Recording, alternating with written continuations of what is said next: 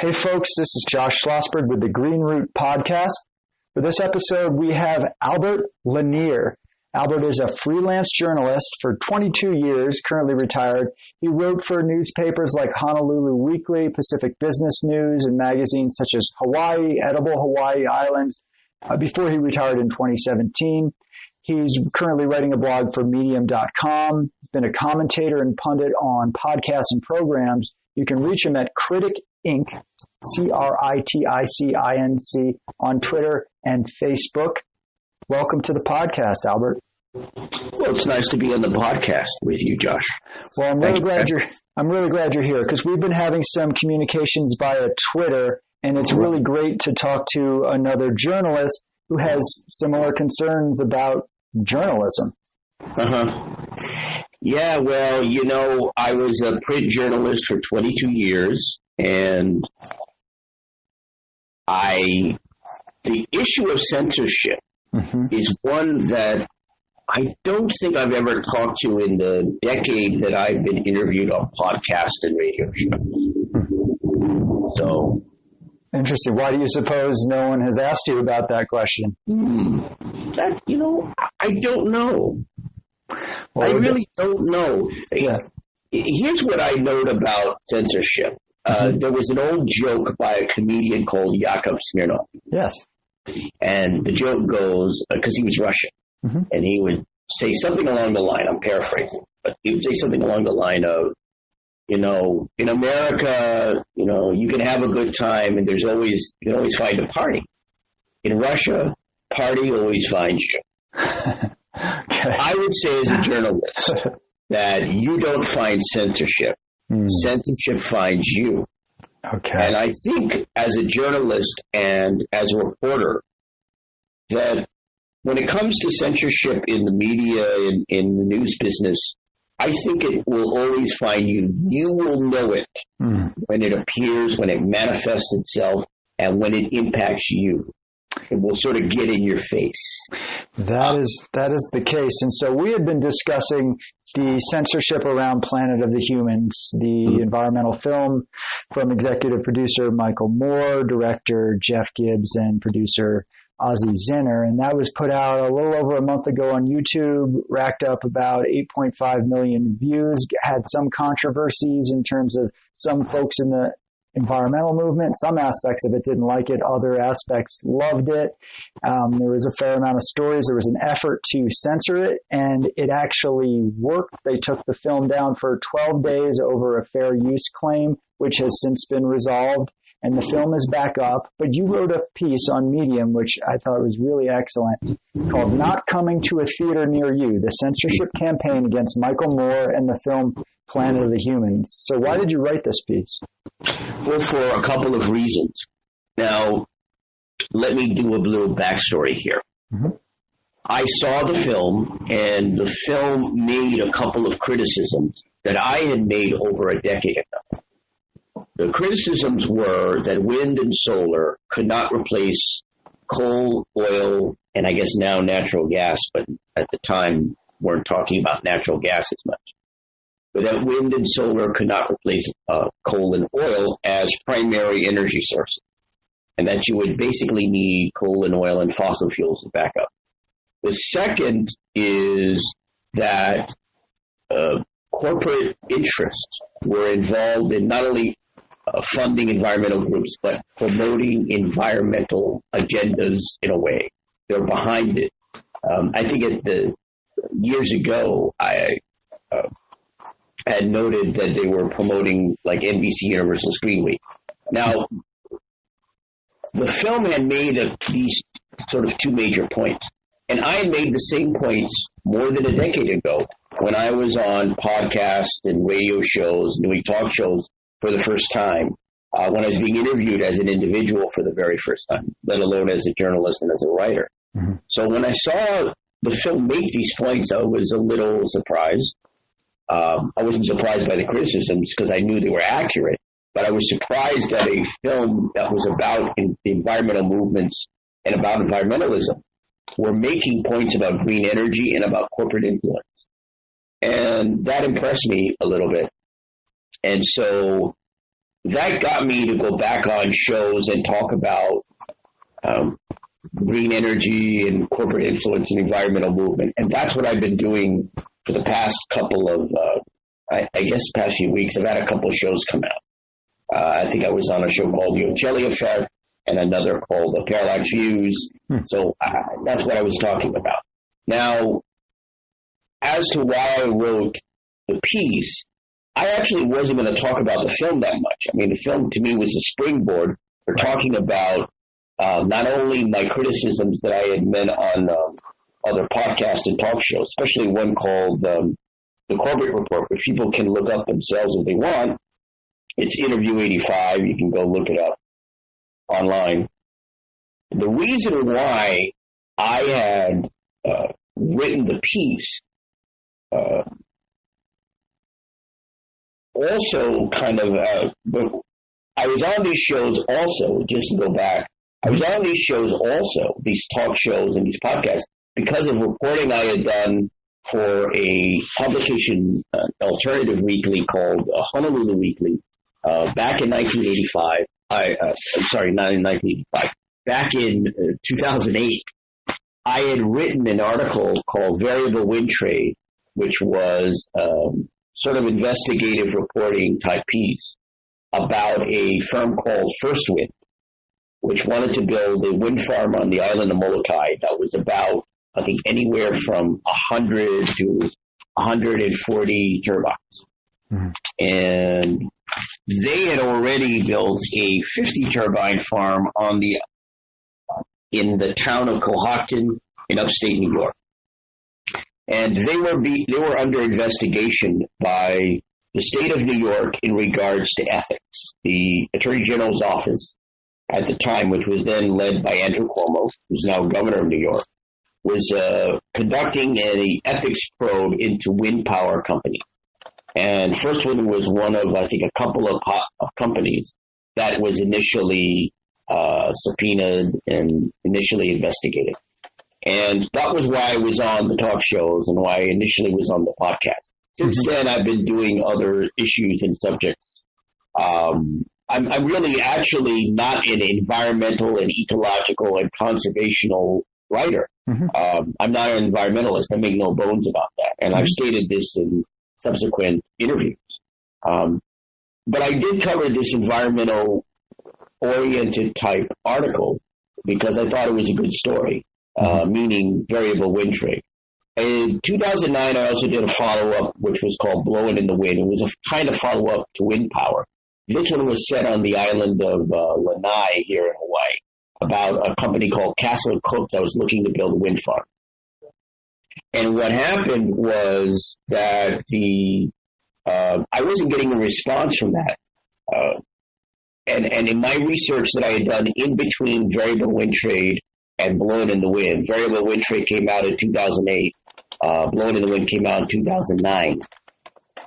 Had led me to become kind of skeptical about wind power. I didn't really have a stake or a say in wind power anyway. I didn't have an opinion about it prior. But my research and my looking into it made me very, very skeptical of wind power. And so by the time I wrote the article, I was a wind skeptic, so to speak. And I felt there had to be more done besides this article. I felt writing articles wasn't going to get it accomplished. So that's when I turned to radio and I started going on shows. The first show I went on was a show called The Newsacre Show on a station called WLEA in New York. So I realized it's a roundabout way to getting to why I eventually wrote the piece in Medium about the planet and the humans and the censorship campaign, so I apologize. No, that's good to know your background and know that you have written on the topics that are covered in the film, so I think that's very relevant. Right, and that's why I looked at the movie, and that's why the movie resonated with me, because they were making the criticisms I had made over a decade ago, and on talk shows and radio shows. The exception was that nobody paid attention to anything I said over a decade ago. Sure. No one seemed to care. And now you have a documentary where suddenly people are caring because of the pedigree behind it. You know, Jeff Gibbs, who was the writer-director, is someone who worked with Michael Moore as a researcher and writer. He's also a composer. And, of course, Michael Moore is known for his Oscar-winning documentary, Bowling for Columbine, and also other documentaries like Fahrenheit 9/11 and Roger and Me and other films. And, again, I apologize for my roundabout way of answering your question. No, that's great. I really appreciate that. So obviously there has been a lot of back and forth around the issues of wind power, whether it's as effective as folks say. There are limitations, there are ecological harms. Can there actually be enough of it to really replace fossil fuels? So all that kind of exists in a particular package, and that's fine to have those discussions and those back and forth, and that's controversial, and that's all great. So there's one aspect of that, right? So people can watch the film and say, oh, I agree with that, or I'm not sure if I agree with that, or I definitely disagree with that. So all that we all agree is fine, right? People can have those discussions, have their point of view. But then that's not what happened with Planet of the Humans, right? No, it's not. What happened with Planet of the Humans, as you are well aware, is that this film was released on Earth Day. And I saw it, I think, in late April, I think early May. And again, I started doing interviews on other shows, bringing up what I had mentioned before, my past reporting for Honolulu Weekly, a couple articles that I wrote, my reporting on wind power, and also what I had stated years ago, which was that wind and solar couldn't replace coal-fired plants and oil, and that fossil fuel would likely have to be a backup, and that corporate influence on the environmental movement and their promoting of a corporate agenda at times, certain corporations, was something you had to be concerned about. And I was, I said this in the couple of interviews that I've done more recently. And what's happened with this film is it got yanked from YouTube because of a copyright claim, I believe, by a supposed environmental photographer, Toby Smith. Mm-hmm. And the thing about this film has been that the reason I wrote the piece was not only the yanking of the film from YouTube, which I sort of expected. I knew there was going to be a backlash against the film, but also what you had said about not being able to get any pieces out in outlets that would provide another look at this film. Yeah. And I was also looking at what Josh Fox was doing, writing a piece for, I believe it was The Nation. So who is Josh Fox? Do you want to just explain that a little bit? Josh Fox is an environmentalist. He's also an environmental documentary filmmaker. He did a documentary called Gasland. And he's been he's been seen on a number of sort of high-profile outlets. MSNBC, I think he was on a show called All In, Chris Hayes. He's been a guest on that. And he's been a guest on other shows like The Rising Show that's online from The Hill. I believe it's Crystal Ball and Sagar and Juddy. So he's been on that show. But specifically, Josh Fox has been at the forefront of a campaign in trying to not only, I would say, censor the film, but basically remove it. Mm-hmm. He called for the film to be retracted very early on, which is an odd word to use against a documentary film. Mm-hmm. A documentary film is not an essay. It is not an article. It's not an investigative piece. You cannot retract a documentary film. Mm-hmm. But that was what he was calling very early on for. Right. Now, a guy who's like a video movie maker, he's also a writer called Matt Orfalea, came out with a piece in Medium, which is where my blog is. And he wrote that Josh was sending emails to various websites that had content about Planet of the Humans, urging them to take it off. And at one point, he called the film, quote, an abomination. So this is the kind of force that you have again. You have a documentary filmmaker that's trying to get a documentary removed from the market. Yes. Because Planet of the Humans was on YouTube, as you had noted earlier in your introduction. Planet of the Humans was on YouTube, and it was provided on Michael Moore's YouTube channel for free. If this film had been in theaters with the kind of downloads it received, about 8.3 million before it was removed, this film would be a huge box office hit. I mean, Michael Moore on his podcast, Rumble, was saying that if this film were in theaters with that kind of number of representation, 8.3 million people, it'd probably make $100 million at the box office. It'd be one of the highest grossing documentaries. Mm-hmm. In fact, it's probably the documentary of the year thus far, in what has been what can only be described as one of the most tumultuous years in years. Yes. This film would be a huge hit. So Josh Fox, a documentary filmmaker and journalist, a documentary filmmaker is trying to get a documentary removed.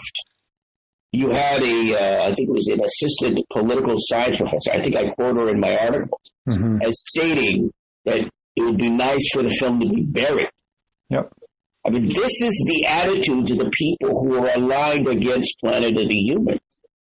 I mean, we're not talking about people who simply want this film criticized and harshly critiqued. In fact, there's been wave after wave after wave of harsh critique from the film. You go to YouTube, you see lots of videos debunking the film and saying what's wrong with it, and hardly any videos saying what's right with it, or praising it, or having anything positive to say about it. The campaign against this film has been absolutely striking. I mean, it's been a relentless and ruthless campaign. But to jump in there, I've been following pretty much all of the response to it online, so in YouTube, and actually your average person, so who isn't a mainstream environmentalist or in the media, is saying lots of positive things about the film. You scroll down the comments, they're like 90% positive. So the people, and certainly lots of environmentalists as well. And then frankly, anyone who just comes at it without an ideology has said a lot of positive things about it, but that's not what you're hearing much in the media anymore. And my personal experience was basically, as a award-winning environmental journalist, I only say that just to say that I have a bit of a track record writing on these exact topics. None of these outlets would let me print anything. Michael Moore himself has been shut down from publishing an op-ed response on places like The Guardian, Common Dreams, all places that have run negative commentary. So I just want to make it clear, there are probably the majority of folks out there, if you talk to people and individuals, think that the film either has a lot of good stuff or is really great. But what we're hearing is disproportionately the other side, and it's because of the gatekeepers. And this is why I wrote the piece. I wrote the piece because you're not hearing the other side in regards to Planet of the Humans. And I found this campaign, even by standards of censorship, I found this campaign just utterly devoid of substance and utterly devoid of any decency. There's a lot of nastiness going on. There's a lot of viciousness going on against Michael Moore. I don't mind that people criticize Moore. I like Mike, but I don't mind that people criticize Moore. He's used to being criticized. Oh, of course. But what they've said about Mike in regards to this film, and he produced it. He did not direct or write this film. Right. He just produced it. But what they've said about Michael Moore in regards to this movie is just outright slander. And it shouldn't be allowed to go unanswered. And the fact that he has not been allowed to write pieces for The Guardian or any other outlet, or even Newsweek, in my article, in my piece, Not Coming to a Theater Near You, I note Michael Mann, who was an atmospheric scientist with Penn State University, had written an op-ed piece, an opinion piece for Newsweek, where he took some cheap shots at Michael Moore. I mean, he raised, I think, some criticisms which are worth at least engaging in, but he took cheap shots at Michael Moore. Now, here's the strange thing about Michael Mann, who I had not known before I found out about his piece. When I was on Twitter, I saw his name, and so I looked him up. He had already blocked me. I hadn't tweeted anything to him. I didn't know the guy, but he had already blocked me. I was taken aback. I mean, he may have been included in maybe some tweet I had to someone about the film, but I mean, I was really just a little taken aback. And I realized the extent of this campaign. And I wrote the article based upon what I saw was happening with the film, what Josh Fox was doing, and what you had noted about not being able to get pieces in. It didn't surprise me in the overall tenor of censorship, but I felt it was just wrong.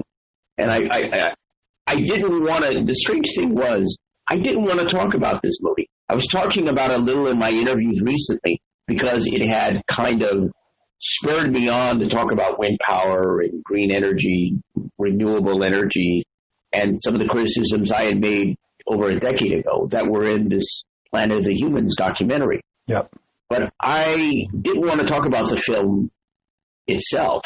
And now I find myself talking about the film itself because I've already done the other interviews. Well, it's like there's the film itself and the issues in it. Then there's the response to it and the critique of it. And that's what my piece was about. My piece was basically responding to critiquing the critique because I found that quite, if not as interesting, almost as interesting as the film itself and then all the censorship stuff. So it's taken on a life of its own beyond even just the issues in the film.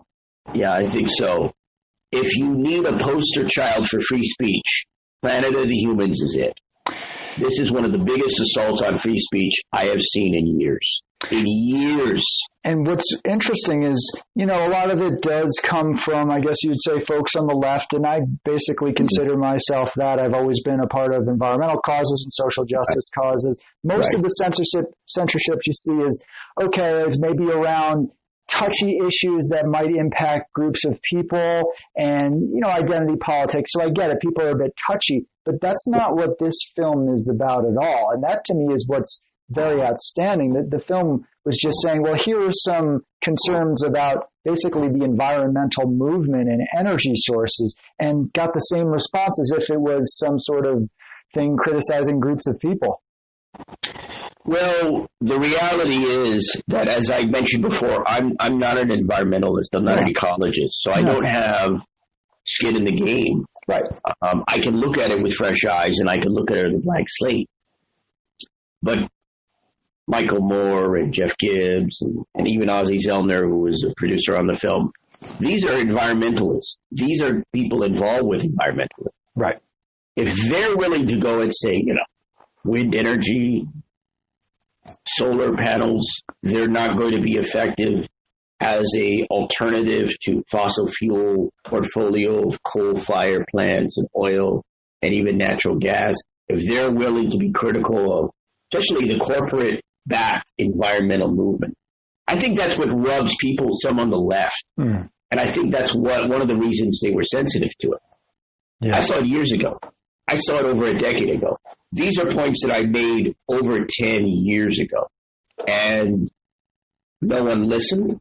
To be brutally honest, I don't know that I expected anyone to go out and protest on the streets in the same way that we're seeing now in regards to George Floyd and other issues. I didn't expect people to go out in the streets and protest, but I had made these points over a decade ago, and this film now makes it a decade later. And that's part of the reason I'm supporting the film, because the film supports the criticisms that I made. It backs them up. And so I feel like I have to defend this film. I can't allow those who would tear down and destroy this movie to win.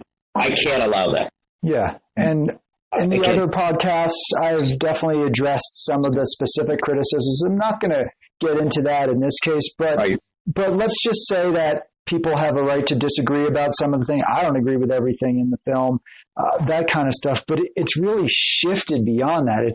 I don't agree with parts of it, and that's what's funny, because a lot of the folks who disagree with, who want the film taken down, if you ask them, they actually agree with a lot of the messaging around climate change, around all sorts of issues. Nearly all of them agree that biomass energy is a concern. That was my component of it, which is funny because folks definitely gave me a hard time when I was speaking out about it before. So they all kind of agree on so many of the things, but instead they focus on a few of them. And again, fine, if that's how they want to do it, they want to distort it in that way with their criticisms, but they didn't leave it at that. They let it they got to the point where we need to make it so no one can even see this. And I guess the question I'd have for you is, so taking it from the environmentalists, a lot of folks are ideological or they get threatened or whatever, and that's kind of the new thing. You can cancel by, in this case, it was basically going to Big Brother tech company and having a fair use claim, even though fair use, you can have up to 30 seconds. So it wasn't even,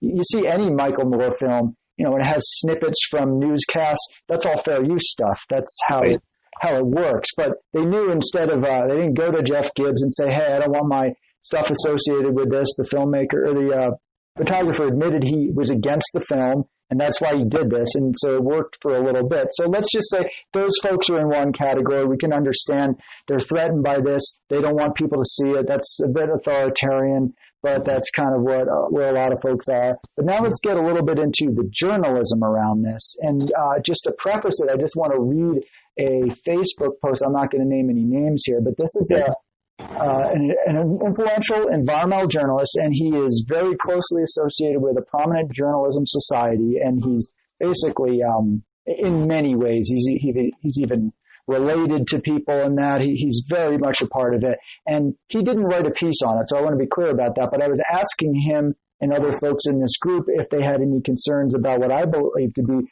censorship around journalists like me and even Michael Moore writing pieces about this. And he was basically saying that, it's probably because the film is very flawed. He specifically said it could be very flawed. And then something just seemed off. So I asked him, and I screenshotted this with taking his name out, and I put it on Twitter. Have you seen the film? Have you read the critiques to match it up with actually what's in the film? So he's stating he's not concerned about the censorship. It's because it's probably a garbage film. And then in the response, he's like, no, I have not wanted to expend my energy there and have not needed to.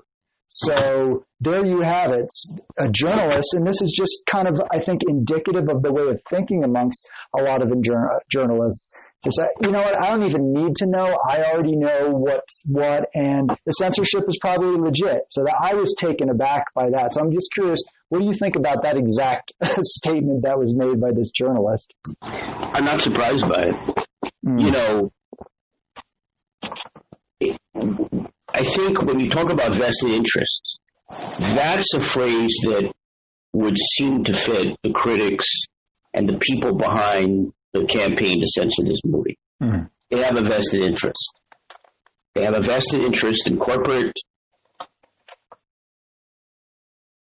entities and corporations continuing to fund their environmental groups and organizations and helping spread awareness of certain elements of their environmental promulgation, whether it's wind, whether it's solar, whether it's biomass, biofuels. They have a vested interest. They have a vested interest in promoting the fiction that somehow technology is what will help the environment, that somehow the environment will be made better by building lots of wind turbines, will be made better by solar panels, that it will be made better by by biomass, like cutting down trees and burning them up to provide energy. And what's ironic, of course, is that these are people who say they are going to sustain the environment. But of course, what they are not noting is their impact on the environment. When you deal with wind turbines, you have to deal with the wildlife and the animals that are killed, birds and bats. When you deal with solar arrays, you have to deal with the animals that are displaced. In California, I think with one facility, you had desert tortoises that were removed from their habitat. So you can talk about what you are doing with these devices, these solar panels, these wind turbines, that you say are beneficial for the environment. But nothing comes without a price. Mm-hmm. And this is something I think that Jeff Gibbs, the director, had noted in Michael Moore's podcast, Rumble, recently, is that any kind of development technologically has come with a price. It has come with an impact. The Earth has never been the same. I can't believe that I'm going to say this publicly, but I'm going to say it publicly. The Industrial Revolution was one of the worst things for this planet. There, I said it. But it's one of the worst things for this planet. Now, it's happened. It's out of the way. There's nothing I can do about it. But I think the Industrial Revolution has ushered in, and the technology since has ushered in the problems that we have on this planet in regards to environment, in regards to climate. You know, you cannot say that technology will save us, and this is the problem with so-called green energy and renewable energy. It's technology dependent. And so, you know, I remember getting into a back and forth on some video with people, and I was talking about, you know, their idea was, oh, well, you know, progress is what's important. And, you know, progress is what will help us. And human beings have been better off now because of capitalism and because of technology and what's happened since industrialization and so forth, and industrial development. And my point is, I don't think so.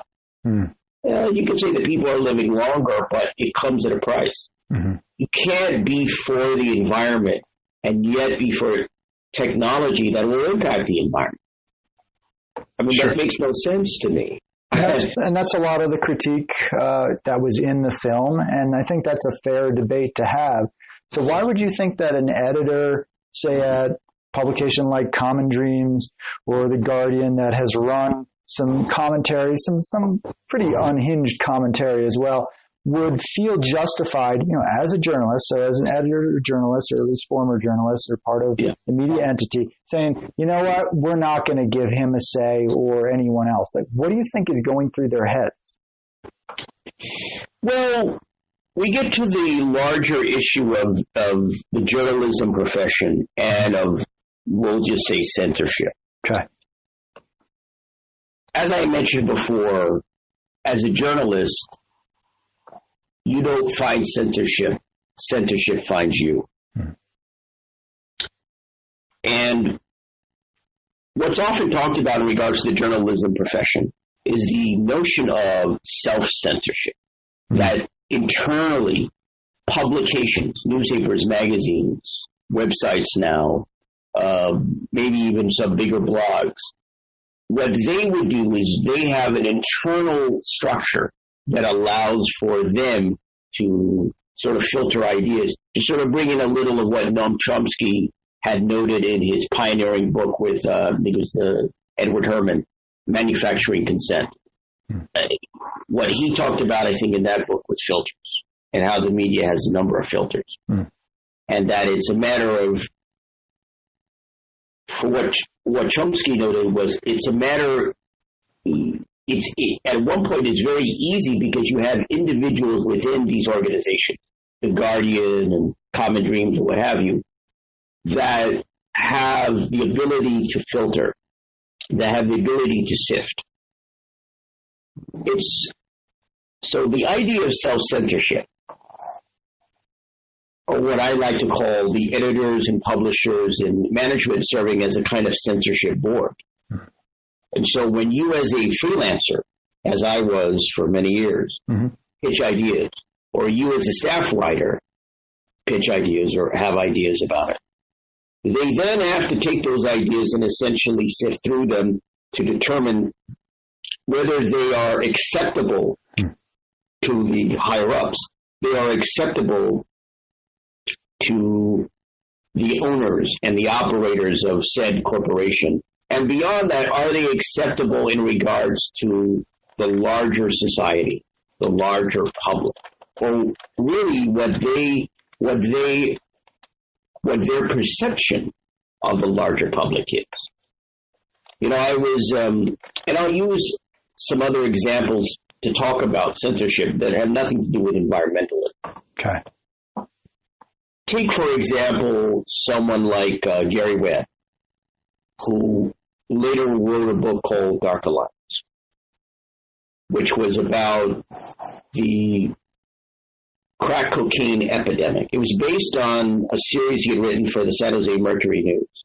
And this series looked at the crack cocaine epidemic in Los Angeles in the 80s, and how it was tied to individuals who were raising money for the Contra fighters in the country of Nicaragua, which was then under the control of what would be, I guess, the socialist, generally Sandinista movement.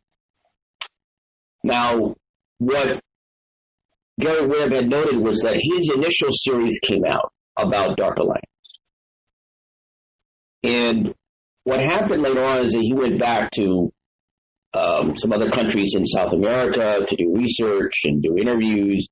And he had written, I think, some more articles, which were supposed to be follow-ups in regards to the series.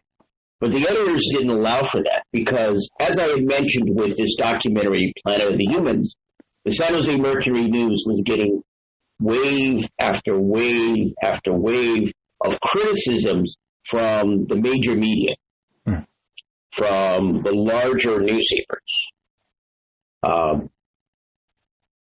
And so there was also resentment because, for example, the San Jose Mercury News, which is in basically Silicon Valley, Northern California, had written a story that essentially scooped the Los Angeles Times, which is in Southern California. In fact, one of the, I hate to use the term character, but one of the individuals involved in this story, Freeway Ricky Ross, was actually the subject of a profile that was done by a reporter in the LA Times earlier. So what you had was resentment from a major newspaper like the LA Times. They then compiled a, quote, Get Gary Webb team. I think that was what it was nicknamed, of a number of reporters at the LA Times to respond to the San Jose Mercury News series Dark Alliance.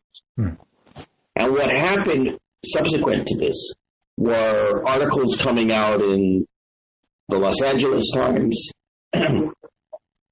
So articles that had come out in the Los Angeles Times, in the New York Times, and excuse me. So the major papers, like the New York Times, Los Angeles Times, and other publications, had come out with articles that were, the Washington Post, were coming out with articles that were basically attacking the Dark Alliance series and saying it's unfounded, it's unwarranted, it's not substantive, and spreading the outright lie that the CIA was said to have been involved in cocaine trafficking and cocaine and drug running, when in fact the CIA denied it. I actually looked into what happened to Gary Webb in another blog article I did, which was entitled, I believe it was called Terminated with Extreme Prejudice. And if people want to look that up as well, if they have the time, they can. But I looked into that for my kind of second year anniversary. I write a blog article every year in terms of my anniversary for an anniversary article. And that was the one that I looked into. But that's what happened, is that the major media, the mainstream media, reacted with this sort of savagery and suddenness to Gary Webb and the series. And eventually the San Jose Mercury News had to make a retraction. Wow. They had to retract the article. And Gary Webb eventually got, I believe he was transferred to another bureau of the newspaper outside Sacramento, capital, and he eventually resigned from the Mercury News. Okay. So in many respects, his career was destroyed. But the reason I bring that up is to see the kind of pattern of work in regards to censorship. Yes. In this case, it wasn't so much censorship within the San Jose Mercury News, which, printed his series, and for which it was extensively sourced, and there wasn't anything untrue. Mm-hmm. It was completely factual. But what Webb wasn't allowed, let's look at the factors here. A couple of points. One, Webb was not allowed to do a follow-up because the editors were getting criticized, and so he wasn't able to respond. Now let's look at what's happened in regards to this documentary, Planet of the Humans. Mm-hmm. Michael Moore has not been able to have a written response, to write pieces in response in outlets like The Guardian and Common Dreams and elsewhere, mm-hmm. probably even Newsweek. Yep. To critical articles and critical pieces about him. So that's one facet of what I would say the larger overall, let's just say external censorship here, mm-hmm. which is what I see going on with Planet of the Humans. It's not internal, it's external. So the first factor, not allowing follow-up or other pieces to be written. So in Gary Webb's case, the follow-up articles weren't allowed because of the criticism. In the case of Michael Moore, he wasn't allowed to write pieces responding to the criticism. Second factor is the overall attack, the wave of negative attacks on, in this case, the series Dark Alliance, the 3-part series in the Mercury News, and then we contrasted to Planet of the Humans. There was the wave after wave of attack. Hardly, in the case of the San Jose Mercury News' Dark Alliance, there was some positive feedback.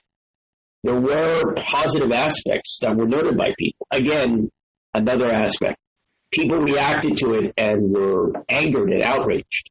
And there were positive reactions to the article initially, and then you saw the wave after wave of negativity. Kind of like with Planet of the Humans, what you saw is a lot of positivity, as you mentioned, from people who had seen the film, and not just in environmental movement, but also outside, just layman people who weren't involved. Right. And you also see, again, the pattern, wave after wave of attack. It happened with the Dark Alliance article, and it happens conversely and in contrast to Planet of the Humans. You go to YouTube, negative video after negative video after negative video. You look at the pieces, negative piece after negative piece after negative piece in print publications. So you look at those two factors. Mm-hmm. And so those are when you using the Dark Alliance series as a model. Yeah. And what happened to it, we can see that those two factors are at work in terms of external censorship. Yeah, that's really fascinating. So thanks for that history, because it's showing that what's going on with Planet of the Humans and probably other issues today, it's nothing new. Right. It's just a different form of the same right. old, same old. So I guess to conclude things, what can be done to save journalism? I shouldn't laugh, but... Well, it's kind of funny. Yeah, it is funny. You know, it's funny. I was on a show... I seem to be asked that these days, which is interesting for me. You know, I make no bones about who I am. I was just a local regional freelance journalist. I was never a journalistic star. You know, I was never a guy who was writing for major national publications. I was mostly local and regional in California and Washington State and mostly in Hawaii. But when I've been on podcasts and radio shows, sometimes I've been asked questions like this. And the business has changed. It's changed a great deal. And we're seeing right now with the current administration is a sort of war on media. And we see it in the protests that are going on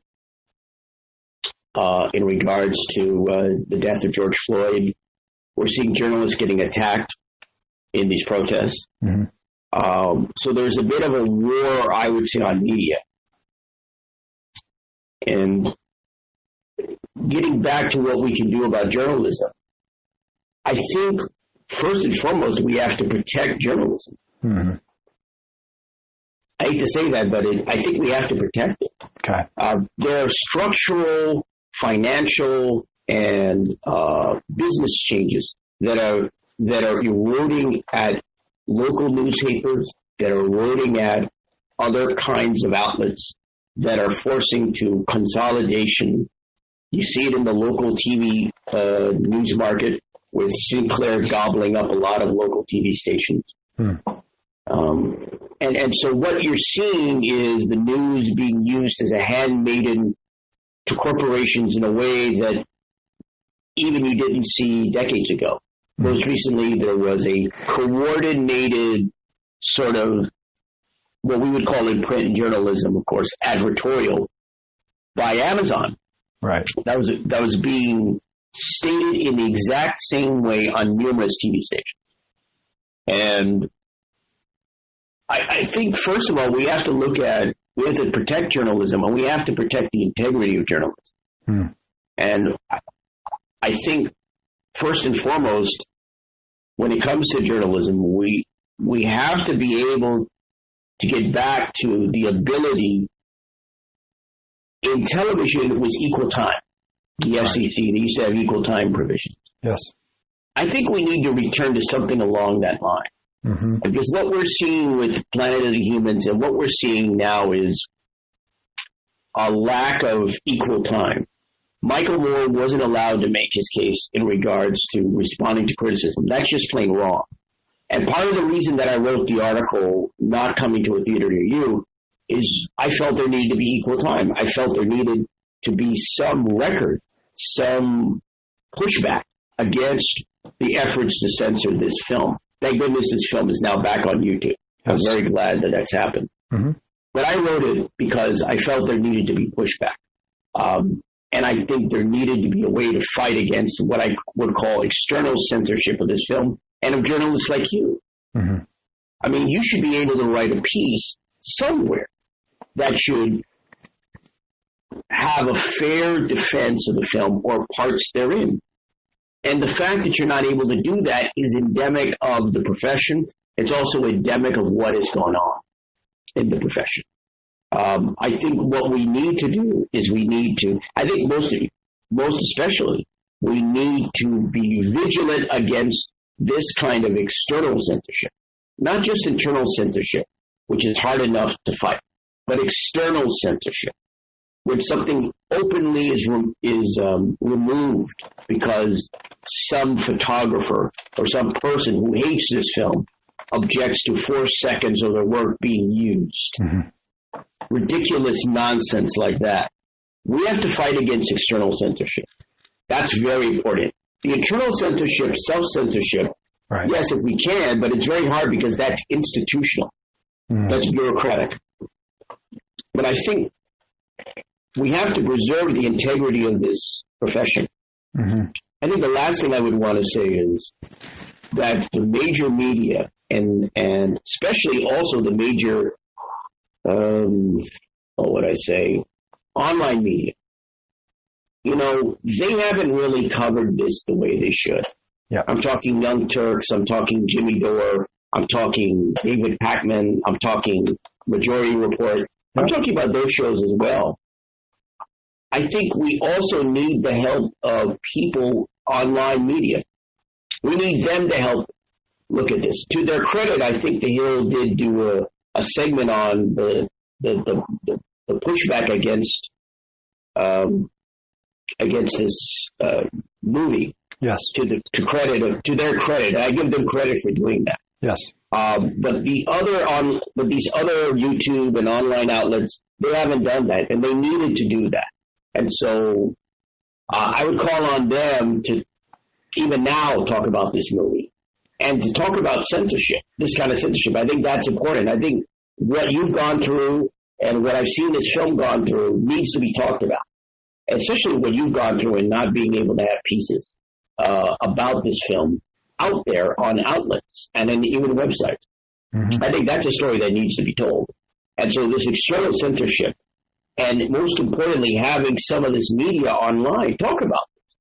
I mean, I understand the major media doesn't want to deal with this, but we need them to talk about it. We need the YouTube media, the YouTube shows. We need online media to talk about it. is if they don't talk about it, it may not get discussed. It may not see the light of day. Well, thank you so much, Albert, for coming on the show. Really appreciated everything you had to say and taking the time. And thanks again for your past work in the journalism field. We all agree journalism is really important, and I think it's important to, like you say, try to protect it, preserve the integrity, and move forward as best we can. And so folks who want to get a hold of Albert Lanier, you can reach him on Twitter at Critic Inc. So that's CRITICINC on Twitter and Facebook. So thanks again, Albert. Thank you.